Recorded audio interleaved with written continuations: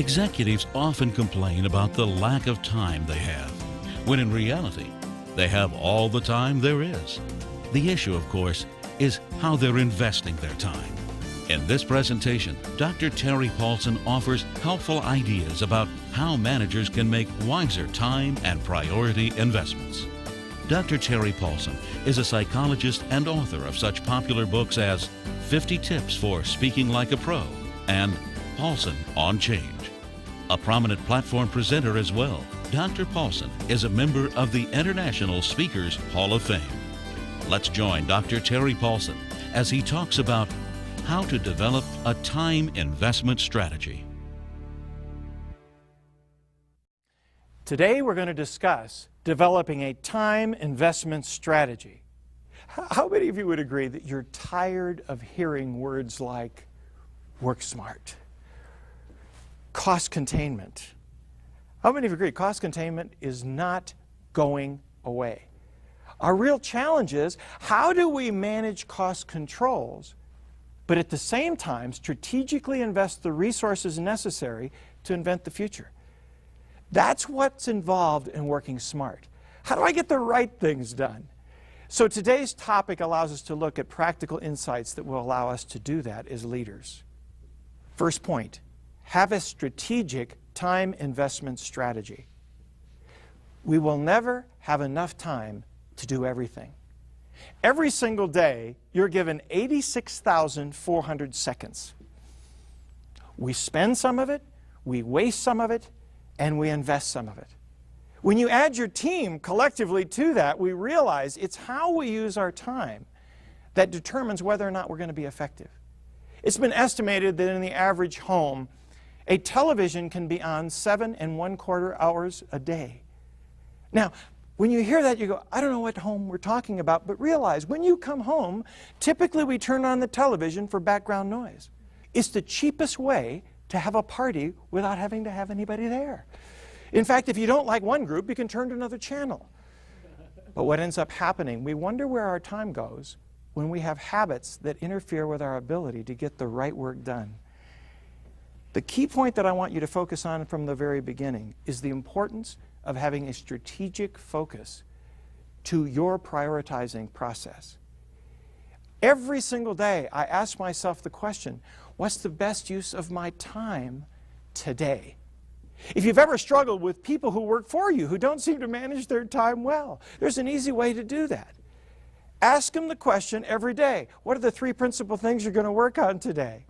First time you ask it, they'll know you've been to a seminar and you're acting bizarre. But if you continue to ask that question, all of a sudden it hits them. You expect them to have a plan and to invest their time wisely. That's the job of creating a strategic focus to your time investment plan. Make sure you're investing your time where it counts. Jeff Bezos, the founder of Amazon.com, said, our wealth vanishes the moment we stop doing a good job for our customers. Every single time we look at working smart, we ought to put the customer in the front lens, the people we serve, and say, is what I am presently doing making a difference for that person? If it's not, we ought to change our time priorities and make sure that we are investing in the things that actually do count. The next point is, avoid the kiss of yes. That is a chapter in Guy Kawasaki's book, Rules for Revolutionaries. He said that the danger that many companies have is that they say yes to far too many things. As a result of that, they don't have the energy to say yes emphatically to the strategic focus that is most important. That means you have to learn to say no to people. How many of you have had times where people have asked you, they'll come up to you and they say, are you busy? I love that question. No, just waiting for you to come. Of course I'm busy. Now, I don't say it in that tone, but if somebody says to me, are you busy? I say, yes, I am. But what is it? I realize that every interruption that I have, every change in priorities, takes me away from the strategic focus that I have for my day. It is my responsibility to emphatically and frequently say no to things that come up, because if I don't say no, I won't have the time and energy to do the things that really matter. As a result of that, think of your people's time the same way. I oftentimes will have an idea and I'll share an idea, and all of a sudden, hours later, my secretary will come back and she'll say, here's what you talked about earlier. And all of a sudden I realize they took my side comment as though it was a priority. You have a lot more impact than you know on the comments and the work of your people. I immediately say to Nancy now, let me tell you, this is not a primary priority. This is something to put on the back burner, but it's something I want to look at a later point. Keep your people focused on the things that matter most. Tom Peters, along with many others, talks about the importance of companies being tight and loose. Most companies are tight or loose. When things are going well, they get loose. Hey, you need equipment, buy it, here's money. You need people, hire them, hire. As soon as things get tight and the economy begins to turn the other way, they say, we're tight all over. You need money, you got to be kidding me. Take up a collection, it works well at the airports. You need people, have children. They will grow. For some of you, this will be a bigger commitment. You see, excellent companies give a very different message. Be tight everywhere that it is off focus to our strategic vision. Be tight where you can and invest resources where it matters most. Your job is no longer saying do more with less. It's do the right less with more. Too many companies are too democratic in how they deal with funding problems. Instead of upsetting a department, we say we'll have cutbacks in all of the departments. What if really moving strategically means I've got to make sure that I take 20% away from your department and give it to another department? That's a tough leadership decision, but one we need to make. I work with one company where the award they gave for exceptional leadership went to a supervisor who went to his immediate boss and said, in looking at this contract and the amount of costs that are tied into it, we're not making money on what we're doing. And at the present way it is structured, we are not going to make money. I suggest we say no to the contract. I realize this may mean my job. I am less concerned about me, I'm more concerned about my people. I've got great people working for me. I just want to make sure we find a place to use them. He ended up getting an award for leadership by ending his own job. The interesting thing with that kind of vision, they made room for him other places within that organization, because you need leaders that are able to focus on the things that really count. Be tight where you can, loose where you can make a difference. The next point, have a daily plan and use it. Every time management expert, every person on priority throughout history has always said the importance of having a plan. They talk, however, about the planning paradox. People say, I'm so busy, I've got so many things to do, I don't have time to plan. And besides, there are going to be so many interruptions, why have a plan when you're going to have to change it? That's like a lumberjack saying, I've got too many trees to chop down, I don't have time to sharpen my axe. The responsibility is to understand, whenever you start your day, having a plan gives you your choice point. Sometimes 5 minutes invested in a really important item is worth far more than handling and getting things off of your to-do list. You see, how many of you are guilty of this? Whenever I have a to-do list, I get satisfaction of crossing things off. Do any of you experience that? Every day, ooh, another one, another one. That's why at the start of the day, a lot of people are just crossing off the easy things to get them out of the way. Then your interruptions start because everyone else has finished their easy things. And then they want to ruin your day. And so we run around doing insignificant work. Our challenge is stay focused on your plan. I don't care whether you use a time system. I don't care if you use Day Planner. I don't care if you have Palm Pilot or you just use a scratch of paper. Have a time in your day where you focus on what is priority. I use Alan Laken's system of A, B, C priority. A, must do today. Most important. Will not go home without this done.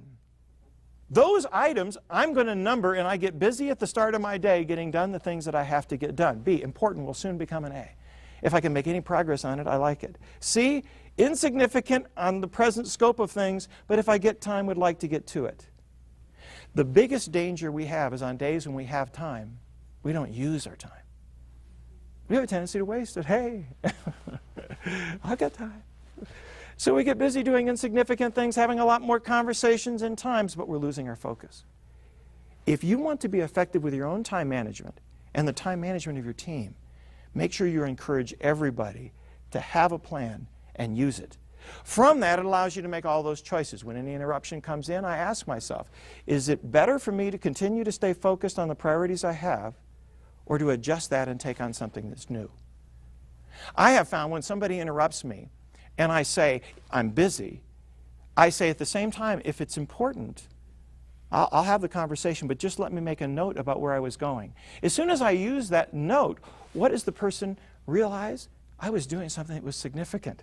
Oftentimes they'll say, if it's that important, why don't you get back to me later? And then I use the note to write back their extension, and I have a note to remind me to get back to the person. People will give you the luxury of using your time wisely when you do honor them and get back to them later on in the day at a time when it's more effective for you to communicate and talk. My goal is always making good use of my time. That's what I keep focusing on, and I challenge my team to do the same. Have the strategic focus, have a plan, and adjust on the basis of whether or not what you are interrupted by is more important.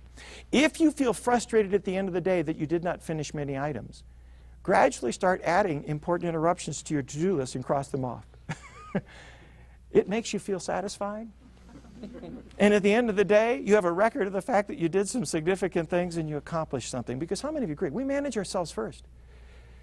Oftentimes we spend our days going home at night thinking about the things we didn't get accomplished instead of thinking about the things that we do. Keep your focus on priority and catch yourself being effective and allow yourself to do that. All right? So have a plan and use it. Next point. Have a mission-centered measurement system. Think about that for a moment. How many of you agree you play differently when you know somebody's keeping score? If I'm out shooting baskets with the guys, and we're just shooting around, it's one kind of thing. But as soon as somebody says, we're playing to 21 and loser pays, I immediately know it's a different kind of game. And I get far more intense. Okay, now we've got a game and I've got to win. I believe one of the problems of time and priority management is we don't create meaningful measurements that allow people to create a scorecard and establish an early warning system that allows them to be aware when problems occur. That's why time factors are so important. If I'm able to do that, I increase the likelihood that people will understand that issues are important and we need to surface them early. So have a meaningful measurement system and at the same time realize that if you have too many of them, no one will pay attention to any. How many of you have found that when managers come in, they may start to keep some record, but when they leave, no one looks at it? Not only should you have meaningful measurements, but you should limit them to the things that are really important. What are the measurements that you need to keep visible to create the scorecard? And what are the measurements you need to stop so that you can free your people to look at what's really important? I like to ask CEOs, what are the measurements that keep you up at night? I want to know what are the measurements that are important to you, because my job is to make sure those measurements are good and that we surface the problem early. The next point is, delegate with high expectations, but manage priority shifts. Peter Ueberroth was in charge of the U.S. Olympic Committee during the 1984 Olympics. He started every planning session with the same sign. Lack of planning on your part does not constitute a crisis on my part. Now, that sounds a little cold, and yet he always warmed it up with this statement or a variation of it. We have only 16 days for the Olympics. We cannot postpone it. People are coming to town. So if I have given you any responsibility, it is your job to get it done on time with excellence. But if you have any trouble doing that, get to me as soon as you're aware of that so that if we have to make a priority shift and move resources, we have time to make that possible. All of us know the importance of establishing time frames, but we frequently forget to let people know in the real world, sometimes you have to make priority shifts. You see, I believe in taking it one day at a time, but some days more than one day attacks you at the same time. It's our responsibility to make sure that we are building a responsive style that allows people to come to us early if there is a problem. How many of you grew up and crammed on certain tests or projects? How many of you are guilty of doing that? I was guilty. You always knew you could have time, and so you could wait to the end and you'd have time to get it done. The challenge today is that we have so many things we're trying to juggle. There is no time to get caught up. What happens is people play juggler. How many of you play juggler? Oh, you get things, oh, yeah. Some of you feel you shouldn't even be here today because you have so many things back at home. And you come back and you go to your boss and say, hi, I have too much to do. What does your boss say to you? Oh, we'll give you time management. Oh, shit. You know, pretty soon you're juggling all these things. And then they go to a program on change. Oh, this is good. You're trying to get all this stuff done. Now, here's the interesting thing. When you get near the end and you realize you don't have time, most of us go to our manager and we say, I didn't want to tell you this, but tomorrow we die. I love it. When do you want to know if there are problems? As soon as you notice it. Because if I have to move resources, I need time. One manager called it the 4 times rule. He built in a commitment to no surprises. For every unit of time you're going to be late, give me 4 times the warning. You're going to be an hour late, give me 4 hours. Going to be a day late, give me a week. Going to be a month late, give me 4 months. Because you no longer are staffed with enough people to get everything done last minute. Cost overruns are not accepted. Having people to continue to do more and more just burns them out. How many of you agree we end up burning out our best people? We go to our good people and we say, work, and they eventually say, well, what did you ask so-and-so? Well, you know, Jim, you're the only one that can do it. Our responsibility is to make sure that we keep people paced, focused on what's effective, and are willing to come in and give adequate resources when we need to. Who are the people you need to communicate the importance of a priority shift to in your work environment? That's one of the challenges we need to make sure that we focus on. Final point for today's session. Balance your professional and personal commitments. Balance is an important word that you hear a lot about in leadership. But the problem with balance in today's world is that commitments for business, timelines, and appointments get into your calendar.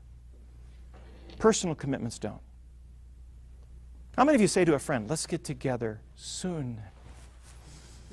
Well, soon never comes. You try and get 2 calendars together. You ever done that? Okay, what's the day we can get together? You go through it. Okay, years from now, we'll eventually have that event and that experience. If it doesn't appear in your calendar, it's not important to you. Lily Tomlin said, the trouble with a rat race is that even when you win, you're still a rat. I think it's a great line, and it reminds us of something. I don't want to lose my vitality in what I do to be a professional. If the only thing I do is work, I lose my perspective and the reason for doing what I want to do. In fact, my wife was good at helping me with this. I love what I do. I love presenting. I hope that shows. I was doing far too much of it. We had not had a vacation. We were not spending as much time as was necessary. And as a result of that, when I came home from a long series of programs, she let me put my stuff away. I thought that was a nice touch. Then when I came down, she said, we need to have a conversation. And I said, certainly. And she said, you know, I know you love what you do.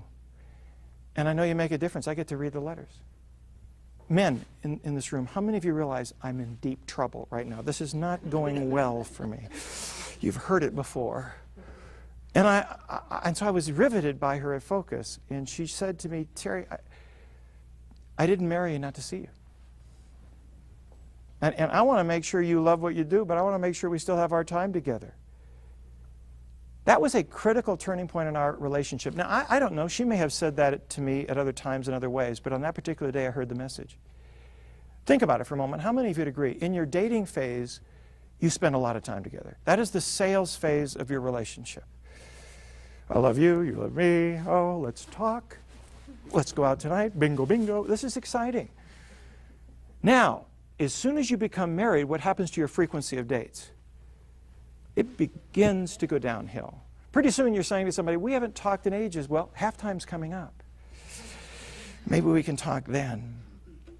And what ends up happening is we put ourselves into a position where we gradually lose our balance. Make a long story short, we had a great conversation that night, and what we decided to do was to buy tickets. How many of you agree, when you have season tickets to something, you go? Once we've bought these things, we know we're going to use them.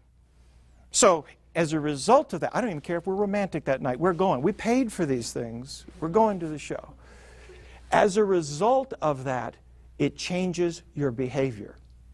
See, when you have tickets, your day goes differently. Would you not agree?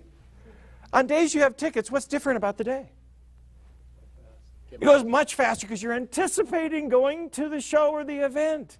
We go to our boss and say, I've got tickets. I want you to know, don't come to me at 3:45 telling me you have some vision, all right? I've got tickets. I'm leaving at 4. As a result of that, you get a tremendous amount of work done. How many agree? On days you have tickets, you get, what's the secret of life? Have tickets every day.